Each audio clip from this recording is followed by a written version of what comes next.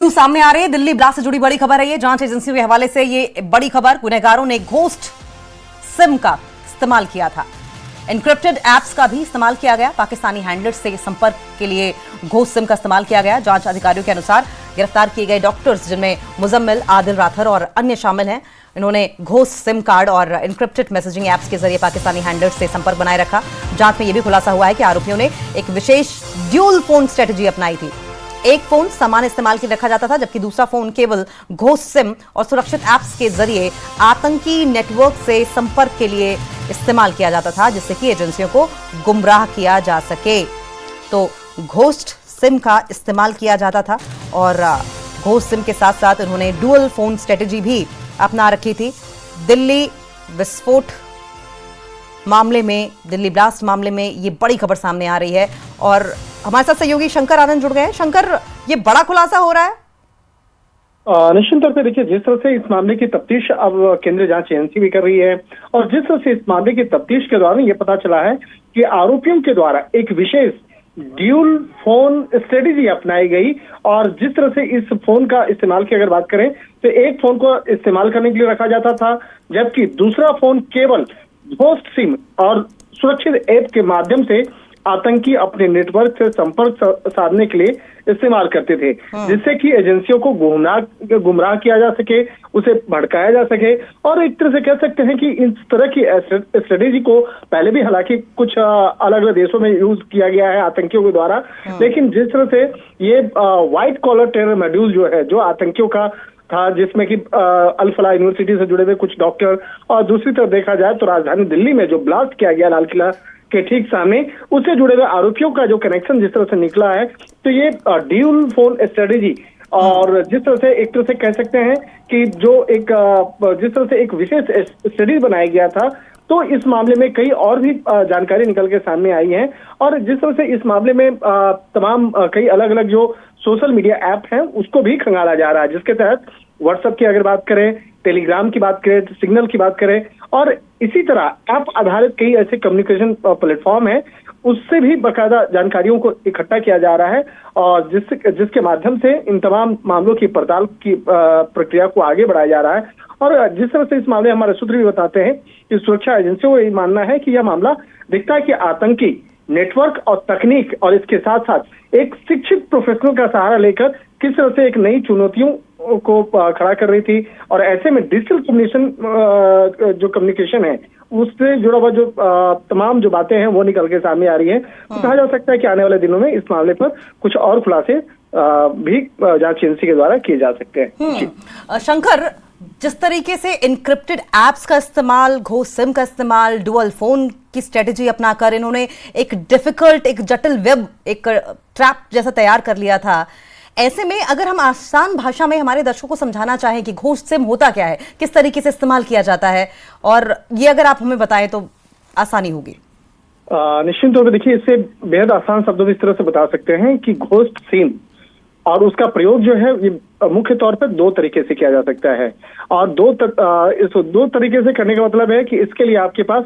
दो mobile phone होने जरूरी है। तो इस पूरे नेटवर्क में कई जो डॉक्टर जो हैं उनके पास ये पाया गया, चाहे डॉक्टर आदिल की बात करें, डॉक्टर मुजम्मिल की बात करें, तो उनके पास घोस्ट सिम था। घोस्ट सिम का मतलब है कि एक सिम का प्रयोग सिर्फ व्हाट्सएप के मैसेज भेजने के लिए प्रयोग करेंगे या व्हाट्सएप के या दूसरे ऐप का प्रयोग करने के लिए करेंगे, उसके माध्यम से कोई और दूसरी बातचीत नहीं होगी।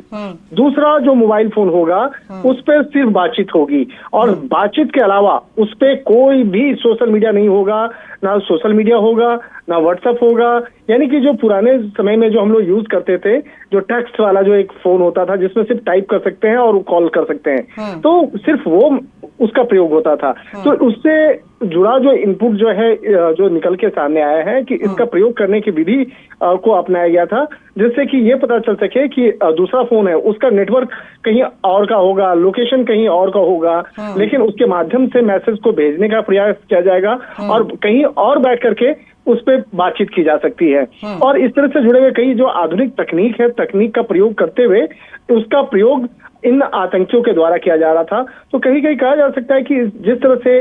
एक पढ़ा लिखा जो तबका है, यानी डॉक्टर का जो पेशा है, वो हमारे समाज में बहुत ही एक सम्मानित पेशा माना जाता है। और उस पेशे से जुड़े हुए लोग जिस तरह से आधुनिक तकनीक का सहारा लेकर इस पूरे आतंकी मॉड्यूल को चला रहे थे, इसी से जुड़ा हुआ ये पूरा मॉड्यूल जो है निकल के सामने आया है, जिसमें कि बहुत सुरक्षित तरीके से उस मोबाइल का जो सिम है और इसके साथ साथ कई ऐसे एप्लीकेशन का जो प्रयोग है वो किया जा रहा था। देखिए, पढ़े लिखे शंकर जो लोग हैं, बजाय के कुछ कंस्ट्रक्टिव करने के, लोगों की भलाई करने के, उन्होंने अपनी एजुकेशन का इस्तेमाल, अपने ज्ञान का इस्तेमाल गलत चीजों के लिए किया। क्या यही वजह है कि सरकार की ओर से 28 नवंबर को दूरसंचार विभाग की ओर से यह फैसला लिया गया था कि अब सिम कार्ड के बिना जो टेलीग्राम या व्हाट्सएप या सिग्नल जैसे एप्स हैं वो चलेंगी नहीं, फिजिकल सिम लगानी पड़ेगी, और सिम फिजिकल नहीं लगाई तो उसके बिना चलेगा नहीं? आपने एकदम सटीक शब्दों में आपने इस बात को बयां किया है। और अगला जो मैं पॉइंट इसी को बताना भी चाह रहा था कि देखिए, अब केंद्र सरकार भी इस मामले को लेकर अब बेहद संजीदा हो चुकी है। और जो सोशल मीडिया ऐप हैं, खास तौर पर अगर हम बात करें व्हाट्सएप की बात करें, टेलीग्राम की बात करें और दूसरे जो अन्य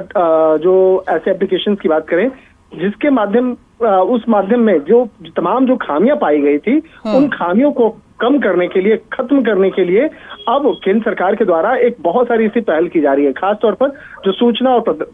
प्रसारण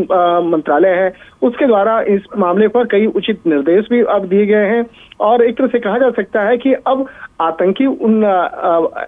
जो ऐसे जो साजिश को अंजाम देने के लिए मोबाइल फोन और उससे जुड़े हुए जो सिम की जो प्रक्रिया है, उसको गलत तरीके से प्रयोग ना कर सके, उसके लिए भी दिशा निर्देश जो हैं वो बनाए गए हैं। और इसी बात को ध्यान में रखते हुए पिछले कुछ दिनों पहले कुछ उचित दिशा निर्देश भी जो है भारत सरकार के द्वारा जारी किए गए थे। तो कहा जा सकता है कि आने वाले दिनों में इस तरह से जो तमाम ऑर्डर हैं, जो निर्देश जो केंद्र सरकार के द्वारा जारी किए गए हैं, उसको इम्प्लीमेंट कराया जाएगा। और इसके साथ ही अगर कोई ऐसे सिम का या उससे जुड़े हुए जो सोशल मीडिया ऐप है, उसका प्रयोग अगर दुरुपयोग करता है, खास तौर पर आपराधिक मामलों को अंजाम देने के लिए, आतंकी मामलों को अंजाम देने के लिए, तो उसके खिलाफ तत्काल प्रभाव से जल्द तमाम जानकारियां जुटाई जा सके और कोई गलत तरीके से प्रयोग ना कर सके, उस पर बंदिशें जो लगाने के लिए तमाम व्यवस्थाएं की जा रही हैं। ये लगाम जो है वो और कड़ाई से कसने की कोशिश की जा रही है। बहुत बहुत शुक्रिया शंकर आपका, आप नजर बनाए रखें, आगे भी इस पर आपसे अपडेट लेते रहेंगे। तो दिल्ली ब्लास्ट से जुड़ी बड़ी खबर सामने आ रही है। आपने देखा कि किस तरीके से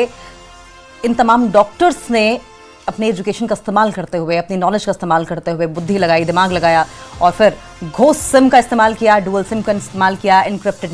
जो एप्स हैं उनका इस्तेमाल किया गया और पकड़ में ना आए, इस बात को किसी को शक ना हो, कोई ट्रेस ना छूटे, इसको ध्यान में रखते हुए पूरी प्लॉटिंग की गई थी।